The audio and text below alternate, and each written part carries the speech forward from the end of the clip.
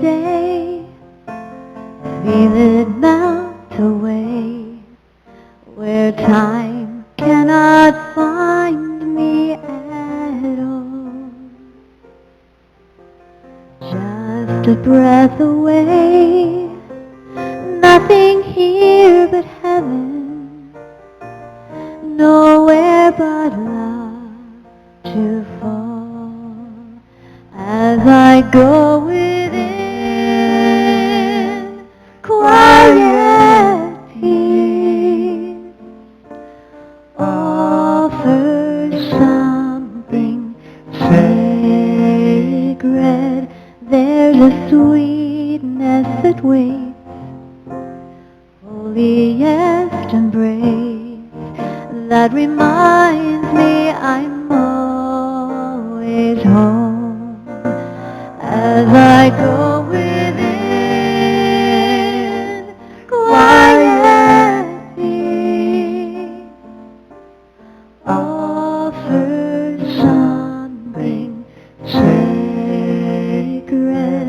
There's a sweetness that waits, holiest embrace, that reminds me I'm always home. It's here that I am always home. Thank you, Ari and Jim. That was beautiful. Good evening. My name is Brian Atkins, and I have been a practitioner with Seaside for over 12 years now. And I will be doing your reading this evening. But first, I invite you to begin to turn in with me and join me in prayer.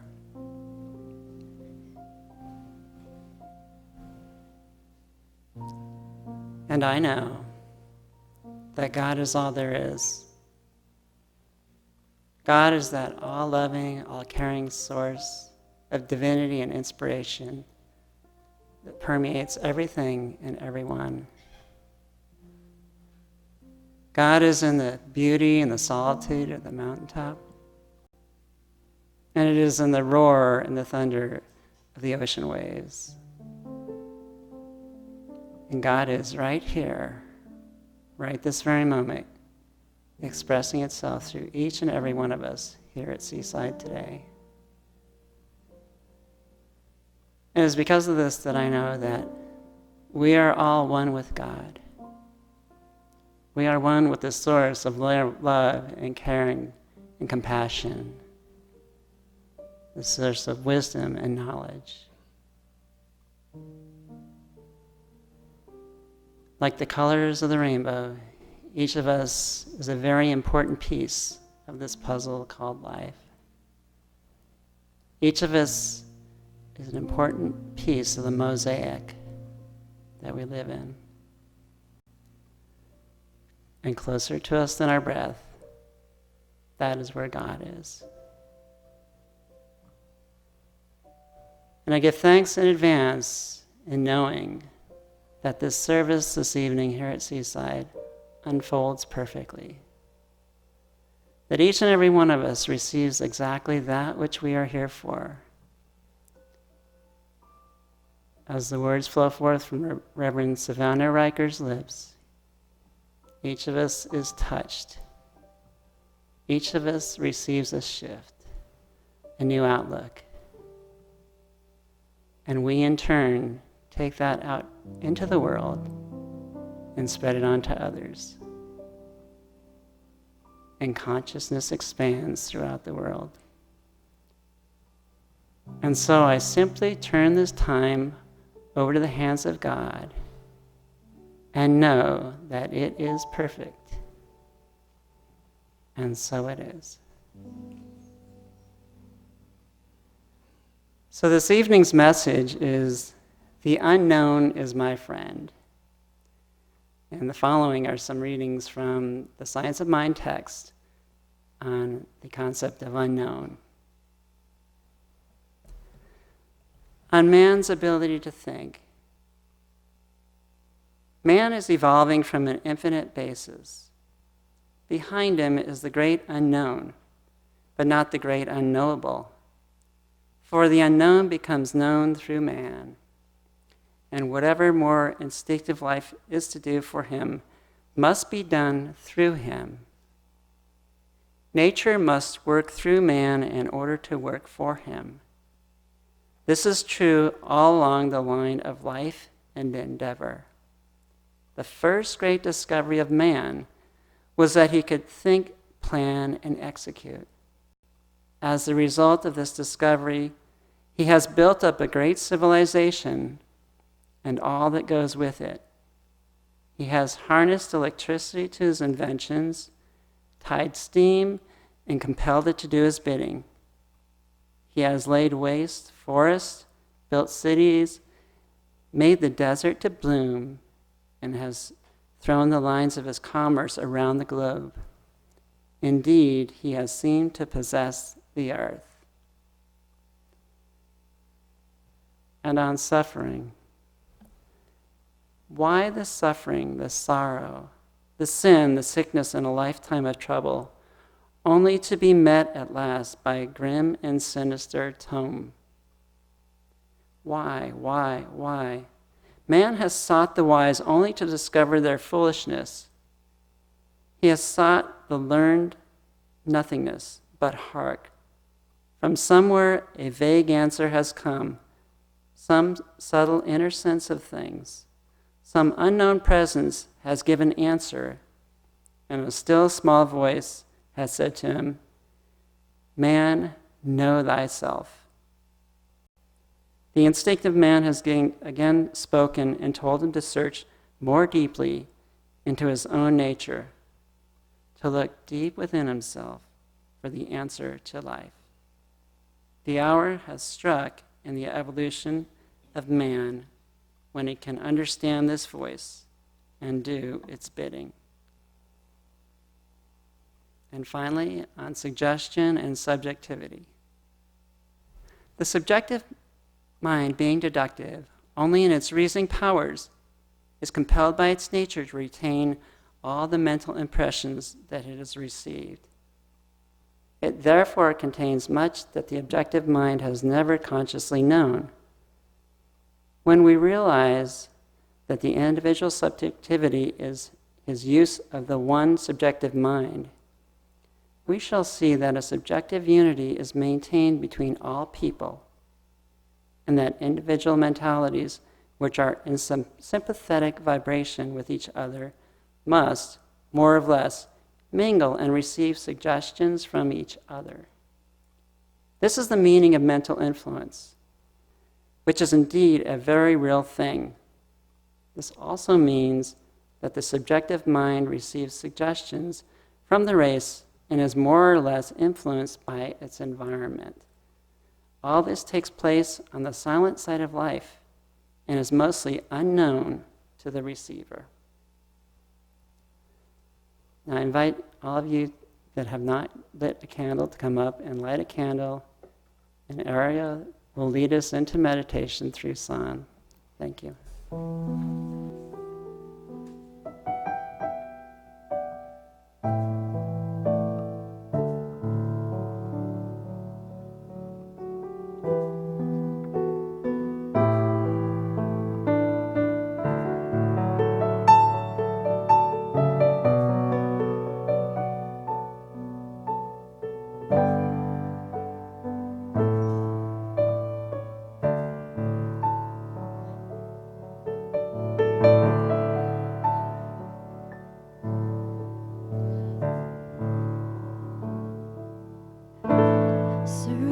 Surrender, I surrender,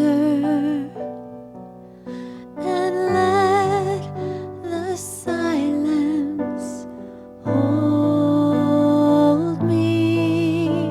Surrender, I surrender, and open to the love. Surrender, I surrender.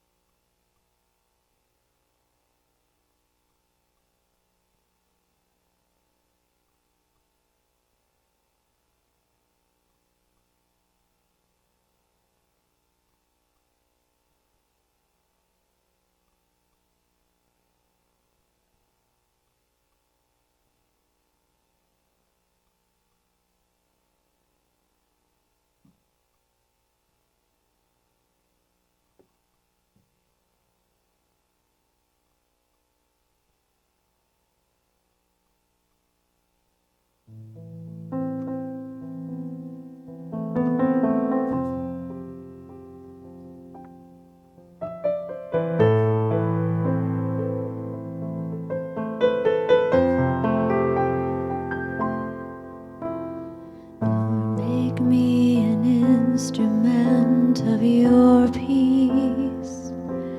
Where there is hatred, let me sow love. Where there is injury, pardon. Where there is doubt, faith. Where there is despair, hope. Where there is darkness, light. Where there is sadness, joy.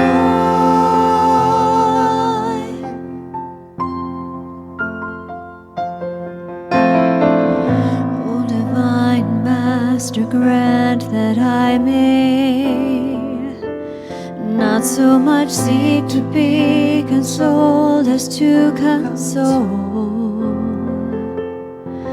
to be understood as to understand, to be loved as to love. For it's in giving that we receive, and it's in pardon that we are pardoned, and it's in dying that we are born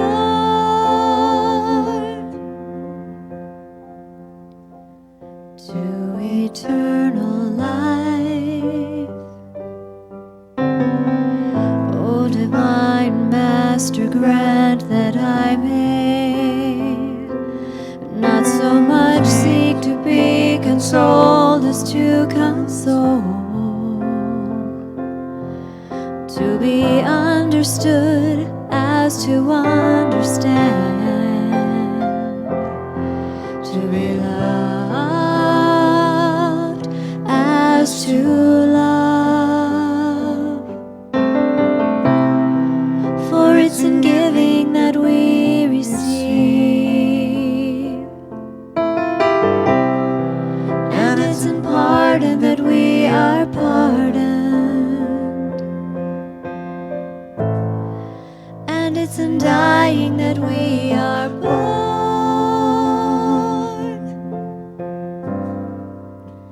to eternal life. Amen.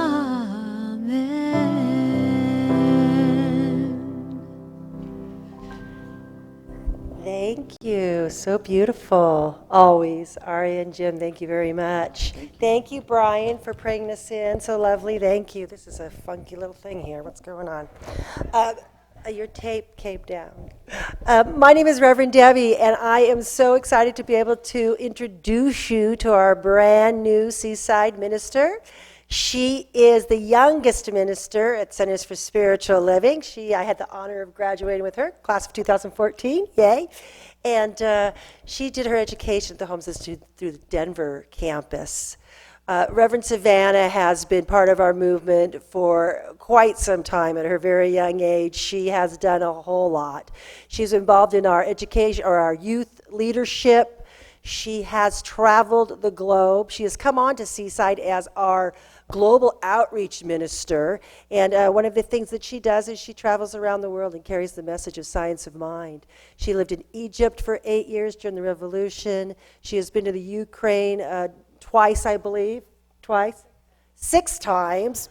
So she's been there a few times, and she's helped with the center over there as well. You can read all about her. It's in our Inside Seaside, inside your program, if you want to know all about her. But it is my honor right now to introduce to you Reverend Savannah Riker.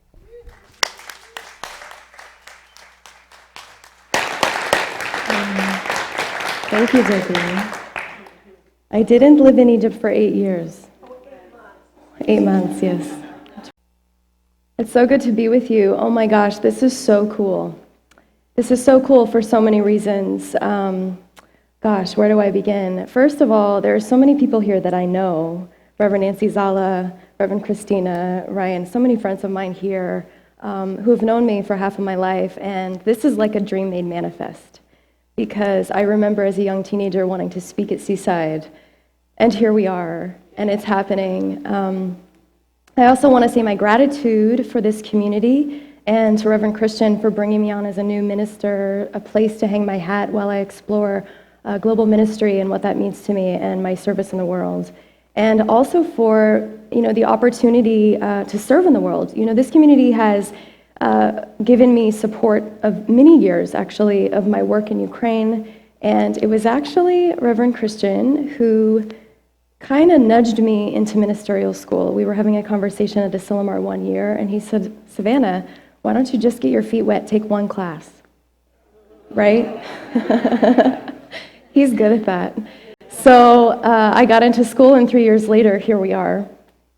I said, that was you, Christian. So I'm glad to be here, and my talk title today is The Unknown is My Friend. So it would be remiss of me, since I do live in Oakland, Berkeley area, if I didn't bring this up. How many people watched the Warriors NBA Finals game last night? Raise of hands, yes. So I had to bring this up as a current event today because, you look at their story. Whether you went for the Cavs or the Warriors is irrelevant. What's so amazing about their story is that after 40 years of being one of the worst teams in the NBA, they won the title. They won it all. And I happened to be in one of the bar and grills here last night cheering all by myself. next, I'm like, where are the California people? What? They're not cheering. And I'm next to a Cavs fan, and I looked at him afterwards, and I said, it's okay, we can be friends after the game. So anyway, I wanted to bring that up because it's a perfect metaphor for my talk today about really leaping into the unknown of infinite possibilities. Because in all appearances, obviously, they were a really bad team, right? Really bad. And they came under new ownership, and they had some really good trades, and they made some really good decisions, and now they have the world championship title. So the unknown. So many of us are always facing the unknown, and some people have called this the promised land. We always want to get to the promised land. And the thing is that you'll read it in Scripture, you notice that every time you talk about the promised land, there's nothing there. It's like this ideal place we want to be in consciousness, this heaven on earth. And that's really what I believe it is that the unknown is like this promised land. It is like this creative soil that we get the opportunity to step into, to see what life has in store for us, for greater healing, for greater transformation, for a greater revealing of what's next. And so the unknown is not to be feared. The unknown can be a dark place at times. And as many of you might or might not know, I have been on my first tour, my first speaking tour of Southern California and different parts of the United States about the sacred amidst the shadow. So back in February, the Science Mind magazine published this article. Did anyone get to read it? It's very exciting. This is my face on the cover. And so I talk a lot about the shadow and the darkness and what it's like to be in the unknown, because I've lived so much of my young life traveling the world in really unknown situations and really interesting situations. So with that, last September, I got a phone call from Reverend Barbara Leger, who is our minister in Ukraine, and I've worked with her since 2004, going back and forth teaching in Ukraine, and she called me last September, and she said, Savannah, I cannot go to this peace conference this year. Can you go in my place? Now, this is 5 days before the conference is supposed to start. And not only that, if you've been reading and watching the news, Ukraine is in a revolution. They're like at war right now, right? And I had just moved to Berkeley, and I was like, oh, I'm nesting and I'm settling, and I don't know if I'm really ready to go out on another adventure. And there was this nudge. You know that nudge that happens when you're supposed to do something? And so I said, Barbara, this is like 5 days before. Gosh, I'm not unfamiliar to revolution, but I don't really know if I want to do that. And she said, you're the only one familiar with my culture and this culture to really support them at this time. And it will give you the opportunity as a new minister to step in to your ministry. So I said yes, and I was at the airport reluctantly, and an elderly couple before me checked in their bags, and they were off to Hawaii. And the gate checker at SFO, he looks at my boarding pass and everything's going well, and he looks at it and he goes, "Are you sure you want to go there?" I kid you not. And I thought, oh my gosh, I've gotten myself all the way to the airport. Do not scare me now. Like, I am going to Ukraine and we're going to do this. So sure enough, I get on the plane and I'm headed over. And if any of you have traveled abroad, you know there's this moment of deliriousness that happens at a certain hour when you've been up all night. And I had gotten into Switzerland and I was about to board the plane.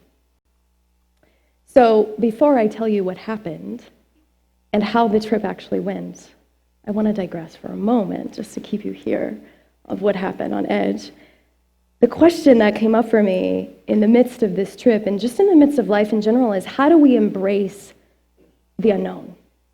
How do we embrace and navigate the shadow and the unknown and the darkness when it appears on our doorstep, when it is right in our face? I believe that the shadow, and I look at this as it's the unknown and the disowned aspects of ourselves that we haven't brought to light. It's the parts of ourselves we don't like, the things that we wish or hope that people couldn't ever find out or won't ever find out about us. It's the stuff that, when it's left unseen and the light isn't able to be brought into the place of it, into that space of it, it can come out sideways in all kinds of ways. You'll see it as projection or blame in your relationships. You'll see it as toxic relationships. You'll see it as depression and separation and anxiety that is happening. And so what happens is that when we don't bring the light to them, then all of this drama starts to happen in our lives, and we wonder why it's falling apart. And so I have the belief that we need both, that we need both the light and the dark, that we have to have them both, because what we teach, and we don't talk a whole lot about the darkness, but what we do teach is that there is a wholeness of life, and that we are part of this greater wholeness, this oneness. You can call it God, spirit, life, infinite intelligence that is always creating with us and for us. And so we can't really have the light without the dark. But the thing is that we have to look at it. And that's the scary part, because who wants to look at that? Who wants to look at the blame and the shame and the fear? You can see it in our culture. If you look at the media, if you look at our collective consciousness as a whole, you can see how it's affecting all of us, right? We have to look at it right in the face. We have to say, okay, how am I going to grow today? I'm not going to acquiesce to circumstances. I'm going to cultivate something deeper within me that wants to come forward so that I can handle this. I can handle this grief. I can handle this pain. I can handle this fear. Many of us look outside of ourselves to make ourselves okay. We use external things. We become addicted to things, and you look at it, TV and relationships and all sorts of things to fill something that isn't out there but is in here. We use it as a form of validation, when really everything that we actually need is already within us. And we teach that here. That there's nothing outside of myself, nothing or no one outside of myself has any control over my inner state of mind and my reality. Michael Beckwith of the Agape Center says, the power within you is greater than the power in the world. The power within you is greater than the power in the world. And yet so often we succumb to the world. We become inundated by it. We think consumerism, materialism, that we have to have all of this in order to be okay. But what I know and what we know is that we don't. That it's already here, that we already have it. It's already our divine inheritance. So back to my Ukraine story. So I'm on the plane and I am headed from Switzerland into Kiev, the capital of Ukraine.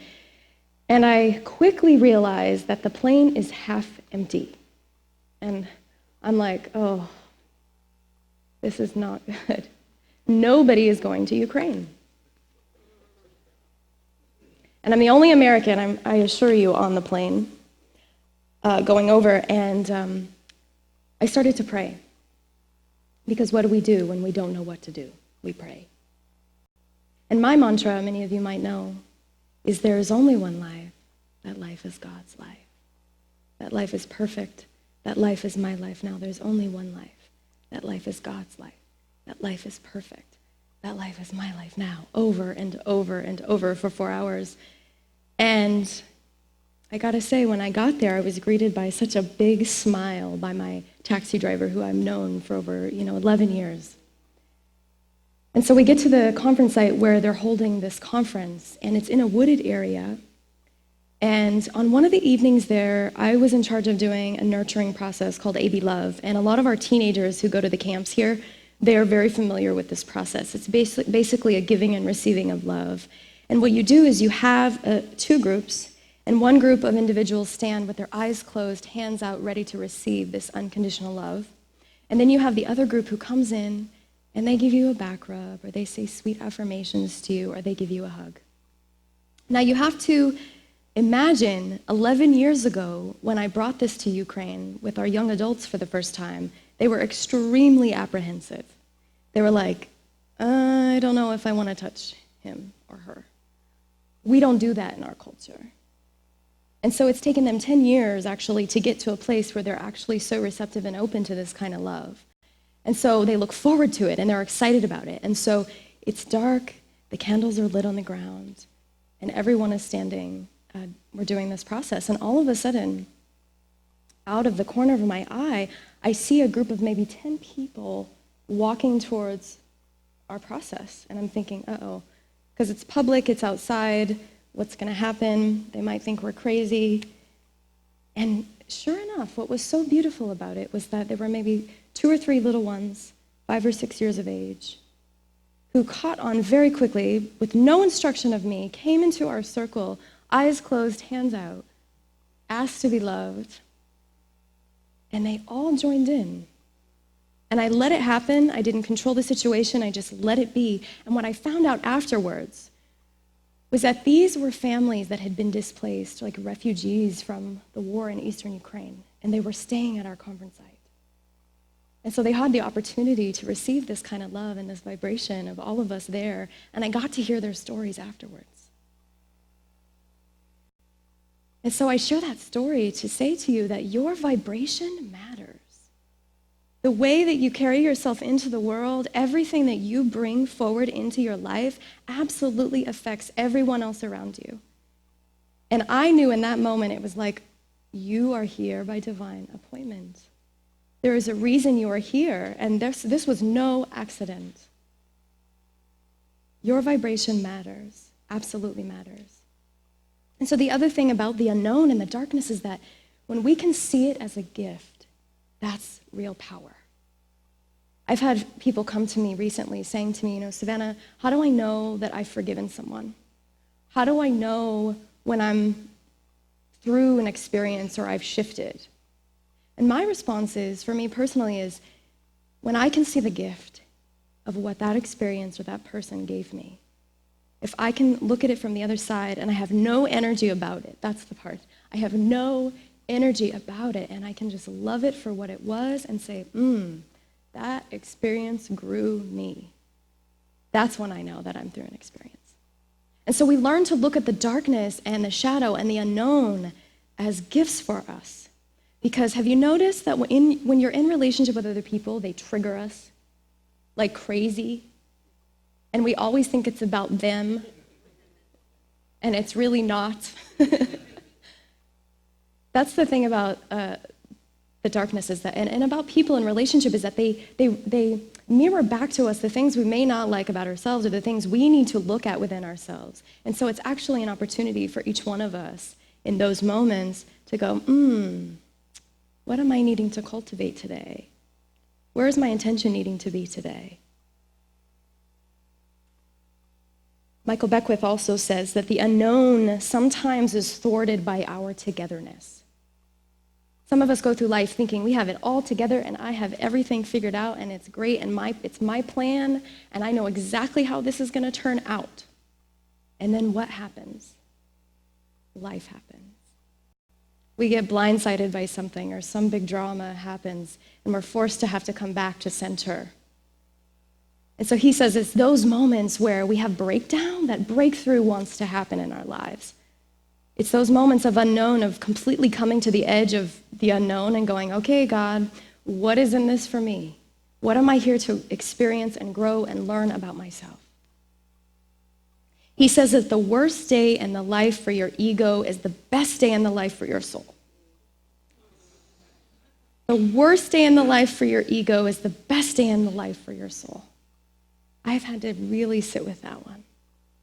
Because what it means is that it strips us of everything we've identified with and forces us to look at ourselves so that we may break open, so that we may break open with love and gentleness and forgiveness of ourselves for whatever we're going through. So the cool thing about a magazine cover and an article is that I can finally quote myself. So I waited for this. So from the magazine, it says, "We must trust the creativity of the darkness, the holy unknown places, for they bear rich fruit when we've released our attachment to the way that things must be." Have you noticed when you surrender to life and when you let go of your grips of whatever it is you think has to happen the way it should be, something more incredible and magical happens? I've seen it so many times in my life, and I still practice and work at it. So I was living in Egypt in 2012 for 8 months, a year after the revolution. And it was quite an intense time. It was a scary time. And I was afraid to leave my apartment some days because I would be taunted and followed on the streets. I would be harassed, and it just felt like I couldn't breathe. I could never catch my breath, and there was just this really heavy, heavy consciousness all the time. And so I started asking myself these questions, like, what is this showing me? What is the gift in this? Why am I here? What is my purpose here? All those things that we start to ask ourselves when all these distractions are gone, when everything has stripped us of our ego identifications of who we think we are. It was a gift to me in that way because I was forced to see things about myself that I couldn't see here. And it doesn't mean that we all have to go to a foreign country to have that happen. But I recall the man that I was with there, my beloved there, often being so confused about the rage and the anger that I was experiencing. And it's like he didn't know what to do, and I didn't know what to do. I thought, oh my gosh, I went through prac training for 2 years. Where did this come from? Like, I shouldn't be experiencing this. But what was so valuable about that is that, again, I was able to look at the shadow, and I was able to integrate it and say, this is not bad. This is information. This pain and this grief and this anger and this rage is information. And it's allowing me, actually it was kind of forcing me at this point, to cultivate something greater that wanted to happen in my life. So I started writing. It was a cathartic exercise for me. I started writing. And then I get back to the States, and a year later I get a call from our publisher at Science Mind magazine. Little did I know, I had submitted the article for a ministerial class on publishing and media. And he loved it so much that he took it to the editor, and she read it and said, we have to print this. And they called me on the phone and said, we want to publish this article, but we want to put you on the cover too. Is that okay? Wow.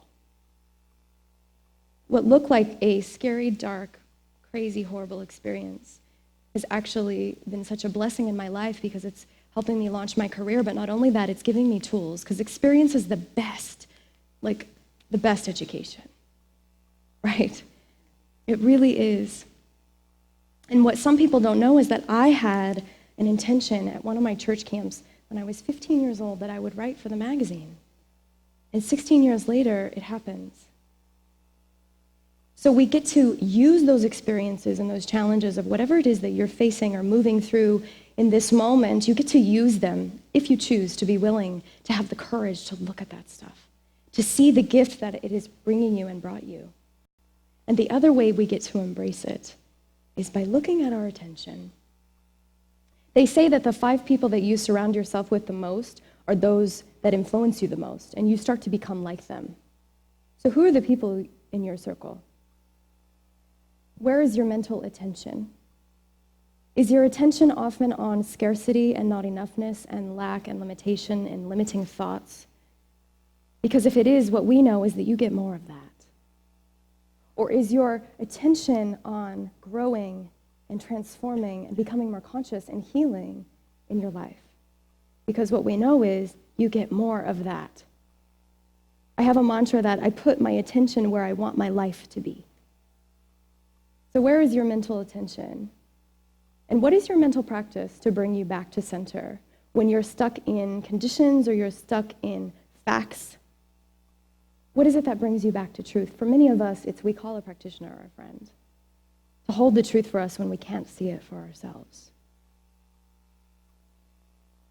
So from the magazine, for all of us, we are always getting the opportunity to surrender moment by moment to the presence, to love itself, to something greater than we can even rationalize or think of. That's the other thing that was so beautiful about this music, is it interwoven itself, in this talk of when we surrender, something magical happens. Yet for so many of us, it's hard for us to get to that moment when we just make the decision, I give up. I'm just going to surrender to God. I'm going to surrender to something greater that wants to happen in my life. So surrendering to the unknown is really your friend. And the last way that we embrace the shadow and the unknown is we look at our foundation. We build our faith muscles. What is your foundation? What is it that does bring you back?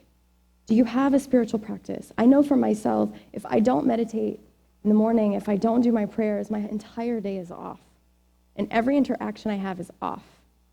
Do all of you have a spiritual practice of some sort? It so serves us in so many ways. Why? Because it allows us to cultivate a deeper and greater understanding and faith and trust in life itself. It allows us to remember who and whose we are of the divine expression of life, and whose we are, this beloved that's here to use our gifts. Every single one of us has a gift to give and to use. And no one else can do it like you. I was reminded of that this week. So back to Egypt. I had a situation where I was going down the Nile with my beloved at the time, and we were in Luxor, and we were traveling to his village, which was about an hour into the desert. And at that time, the government was passing all kinds of laws, and so in order to distract the people, they would there would be like a gas scarcity, so there would be no gas left to distract people. And so we had a really hard time finding a taxi to get out of the city. So we finally managed to find someone who was a young kid, and right as we passed a checkpoint, which is pretty common in Luxor, you see police with guns and everything, his car stalled. And so as it stalled, the police looked in and they thought, uh-oh, there's a foreigner in the back seat. So they thought that he was kidnapping me. And so I'm thinking, oh man, how are we going to get out of this? And so we're sitting there, and he gets out of the car, and he proceeds to try to negotiate and talk this through. And at this point, I've been in Egypt for a while now, so I know what qualities I've cultivated in me to be assertive and to assert my needs. And the men are looking into the car, and I just glare back at them, like asserting my power. And it turns out that the guy that was driving didn't have a valid license. And I thought, I don't know how this is going to end. And all of a sudden, they started laughing. So he proceeds to get back in the car, and we turn around, and we go a different direction. And he said nothing to me the whole way back. And I finally said, what happened? Like, how did you get out of that? Did you pay him? Like, what did you say? And he smiled, and he said, well, I just flashed my UN card and told him I was a UN ambassador to Egypt, and he let me go. Yeah.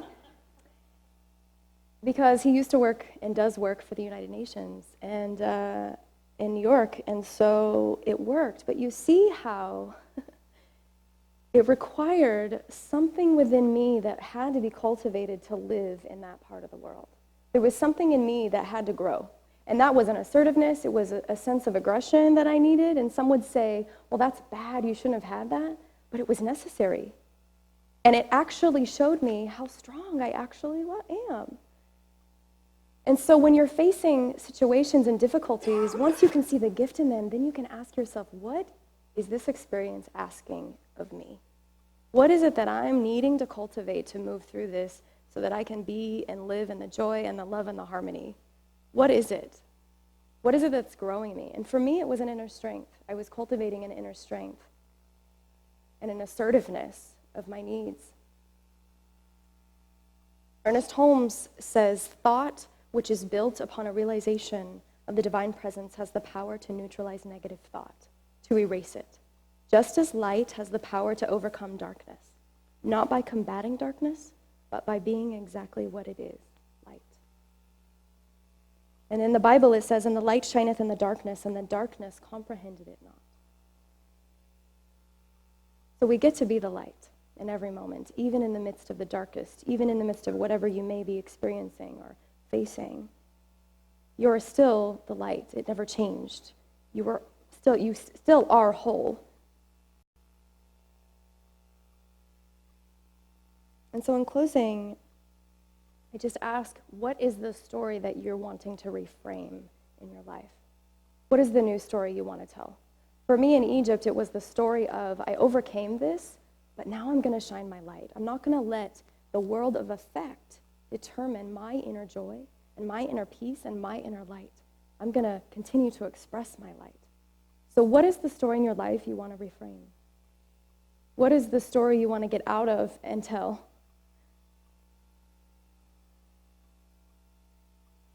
And in closing, when we're able to meet people right where they are, standing in truth, love, harmony, freedom, tolerance, and compassion, we will move the world with our conviction of love and radiance. When we have truly seen the underbelly of a culture, its darkness and its light, places where it must grow, shift, and change, just as these places must within ourselves, I truly believe we have become global citizens. So now let us just go within for a moment, taking a deep breath. Allowing ourselves to remember who and whose we are, this divine expression of the one, this one life, this one power, this one infinite spirit that so wanted to birth itself as my life and the life of every single person in this room. I feel and know we are one with it, that we are connected to it, that we can never, ever be separate from it. It is the only activity and the only thing going on. God, mind, spirit, love, and life as my life and all of our lives.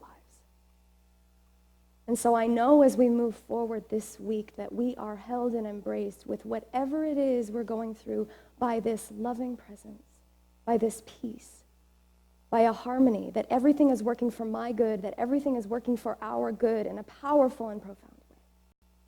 And so I know this, I trust it, and we release anything and everything that would not serve the greater vision of all of our lives. And I release this. I give thanks for it, gratitude for all that we get to do, all that we're here to do, all the ways we get to serve. And together we all say, and so it is. Amen. Thank you so much. Thank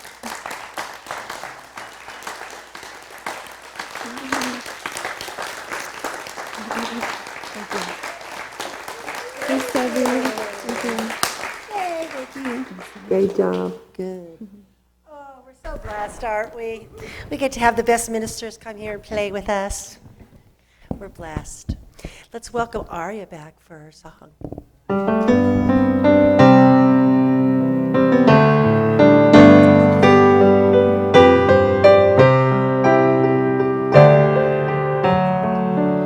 There's a gentle place I long to find, deep in my heart, far from my mind, and it's safer than heaven. I think I'll go there tonight. I'll just follow the light. There's a sacred name I long of my soul to the end of my days. When I reach out to find you, will you shine on my face so I can follow your light to this gentle place? There's something holy here. I'm on my knees. I offer up my tears and I say a prayer that everyone may know this gentle place where only love can go.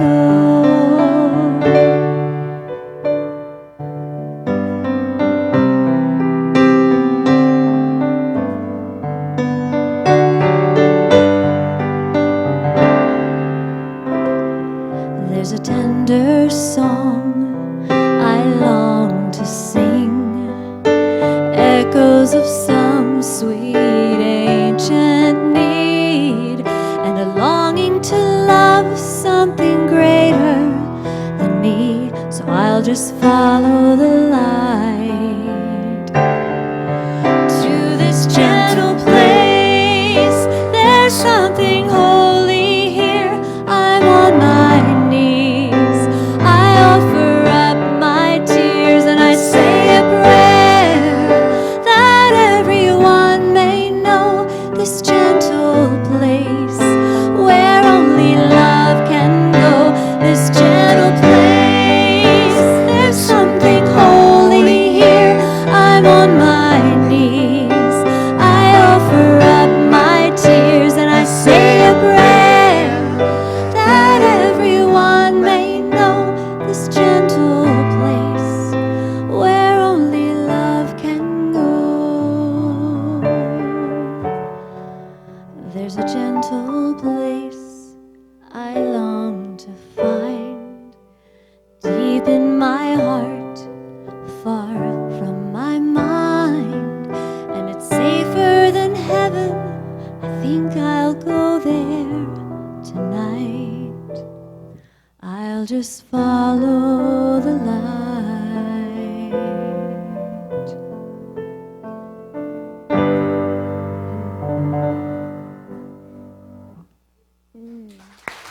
Thank you.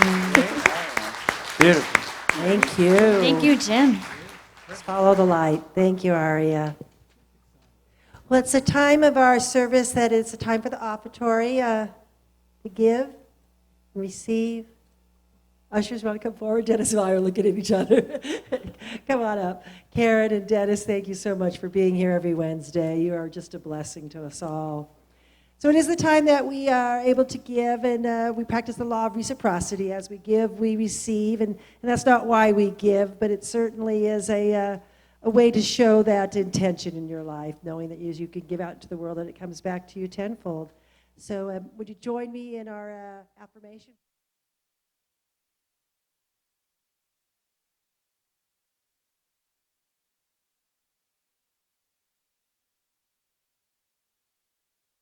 Good with others.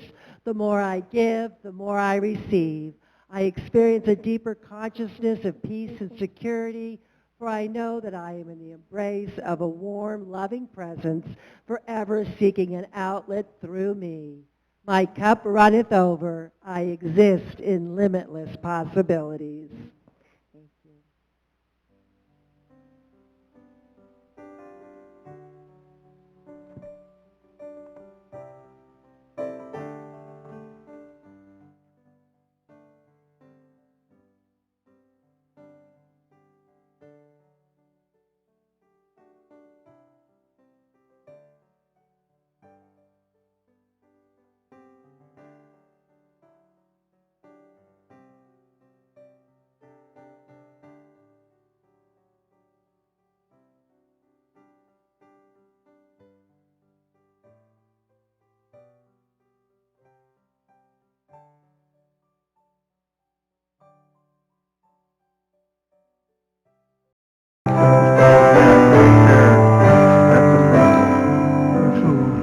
Just a few announcements this evening. We have classes have begun. Most of our June classes are closed at this point, but Reverend Tammy Morris is teaching meditation is more than you think. And there is still an opportunity to join that class on Monday evening. She is taking you through an experience of many different meditations. She's offering a little different format than before. So if you think you've already taken it and you know what it is, try it again. One of the evenings I know you're going to be coming to the Deep Bowl meditation, which is here on Monday nights in the sanctuary, every Monday throughout the summer. It's a beautiful meditation practice. Reverend Lauren Matt will be here next week with Going Within service, practice being the presence. And she also is doing her Dance of Universal Peace. If you haven't joined Reverend Lori for that, it is Friday evening, June 26th at 7 o'clock. As you probably know, Reverend Lori was a professional dancer before she became a minister. And so she'll take you through all sorts of different dances, Sufi dancing and some other dances as well. Come on out and join her for that. And I believe that Reverend Savannah has a workshop going on in town she's going to tell us about.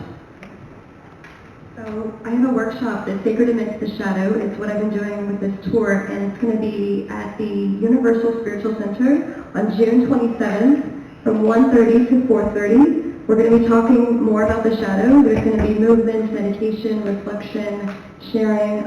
It's pretty incredible work. If you have the willingness to do it. So it'll be fun. Come out. 1:30 to 4:30, June 27th, Universal Spiritual Center. Yes, and Reverend Savannah is blessing our young adults and being part of their first gathering, which is tomorrow night? Tomorrow night. So any young adult, 20s, 30s, come out and join our group. They're growing. I want to thank everybody who makes Wednesday night service possible. Thank you, Bob, Practitioner Bob, and Practitioner Brian, for being here this evening. They will be available for prayer after service. Please know it is our joy to pray with you and for you. You go out the side here by the chapel and receive a prayer line. And I see some of our other practitioners out there in the audience. I'm sure we've got plenty for everybody. Thank you, Jim and Aria, for music. Thank you very much. Thank you for sound, Julie and Tim for the podcast. Thank you very much. Judy Mills is our Wednesday night coordinator. She's off at the operating, but I thank her very much for being part of our Wednesday night service. Thank you so much, Reverend Savannah, for sharing your life with us. We're so grateful. So with that, will you please join me in our closing song? Okay.